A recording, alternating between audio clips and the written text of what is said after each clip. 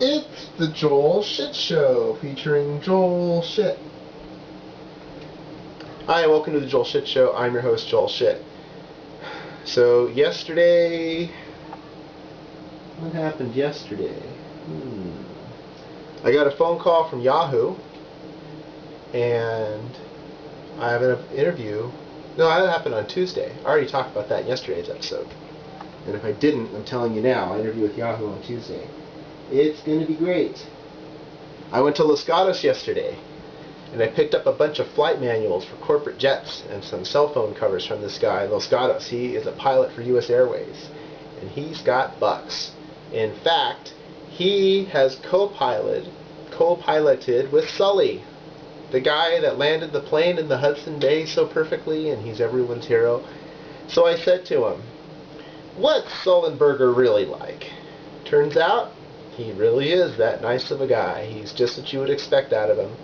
He was just trying to do his job.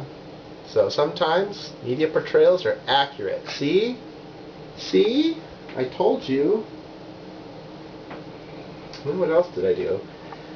Went to KSU, did my show. It was fine. Oh, I got my storage space yesterday at Bay Area Public Storage, or what's it called again? Oh, these are the best episodes ever. I just kind of walk around, I don't say anything. Oh yes, oh yes. Ha ha ha. Bay Area Self-Storage. All of the stuff I'm selling on consignment on eBay is in that unit. Bay Area Self-Storage. And I can walk there from here, so that's nice. And I had to get rid of a bookcase, and it's probably 40-50 pounds, but it's really bulky, it's hard to carry. But the thing is, it's about 7 feet tall, so it's too tall to fit in my car. So I said, oh, I'll just carry it there. It's right down the street. So I did carry it there. And today, my biceps are sore, because I'm not playing hockey anymore, so I'm doing a different workout regimen. I'm doing a lot more Pilates, I'm lifting a lot less weights, so then when I have to move a bookcase, I can't do it very well. But I did. It's in there now. And so yes, I have a unit there now. The woman working behind the counter was the breaker. Like, she works on the people that work there's days off. And I guess you live there if you work there, because you're open 7 days a week, and it's family owned and operated and so on. So there's like an upstairs that the people that run the place live in. So today must have been their day off. So the one who works at another location was working there. And there's a lot of questions to ask when you're renting out a place, you know? How much notice do you have to give when you're going to move out? You know, are there any extra fees? Do you have any promotions? Can I use a combination lock? Does it have to be a key lock? And plus, you know, you should read the stuff before you sign it. Can I get it on holidays? What hours are you open typically? Are there days where you're not open the same hours? You know, do you have to be here so I can get into my unit? You know, what happens if I show up but not with a car? What if I just walk here? So this is important stuff I, the customer, need to know before I spend $257 on 3 months worth of storage, 6x10 unit. She's getting pretty upset with me asking all these questions. Like, why can't you just fill this damn thing out? And I was really upset about it because I got such great service when I was there on, must have been Sunday. And I wanted to reward that good service because I don't really need a storage unit. I could make the stuff fit here. It would drive my girlfriend nuts, but I do that anyway. It would just be for a different reason. But I thought it would be the nice thing to do to keep all of my consignment inventory in one place. And based on a phone call I just had today, which I'll talk about tomorrow, unless I forget, it's a good thing I had that space. So I went through with it, but man, she was getting testy. So don't go to Bay Area Self-Storage on Wednesday, because that's their day off. Go on one of the other days when the people that live there are working there.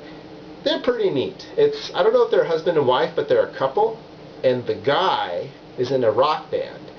And he and his band practice in one of the storage spaces on Mondays and Tuesdays, Mondays and Wednesdays, a couple of days a week. Sometimes when you're walking by, and there's a Walgreens next to there, so I go there all the time.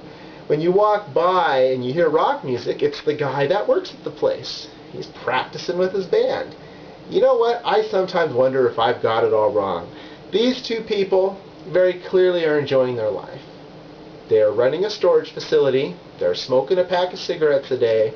The guy's in a rock band. I don't know what the woman does, but she must be happy. She's buying shit on eBay. She told me that because we talked about why I needed the storage space when I first went there. And they're happy. They're having a fun rock and roll lifetime. Why am I so stressed out about, in 30 years, whether there's going to be Social Security and what's going to happen when I'm old and I'm not making any money and I got to live off my savings?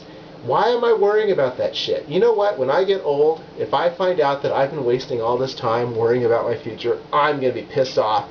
I'm going to write like some 400-page book about how you should not worry so much about that because for some reason it won't be an issue. And then, of course, I wouldn't be able to do that because there won't be books by then. It'll be on your Kindle. I'll write a story for your Kindle. That's what I'll do. It's funny because, I mean, everything else is decentralized, right? Like, there used to be just a few newspapers, and then there were a bunch of newspapers, and now people don't even use newspapers to get their news anymore. Maybe books are going to be the same way. Maybe at some point, no one's going to be buying books the way they do anymore. There's going to be a way that stories are dynamically generated based on what you like. Like, maybe you want to read lesbian fan fiction of ABC News. It's a bad example. How about Simpsons lesbian fan fiction between Sherry and Terry? That's even worse. But at any rate, you say what you want, and then this engine creates a book for you to read. And then it's your book, and only you get to read it. Why would you want to buy a book that wasn't written especially just for you? Sounds like a stupid question to ask now. But in 40 years, you watch, there won't be any books that were written for everybody. There will only be books that were written for you. Huh? What do you think? So that's how we are today. Visit us on the web at joelshitshow.com. Email joel@joelshitshow.com.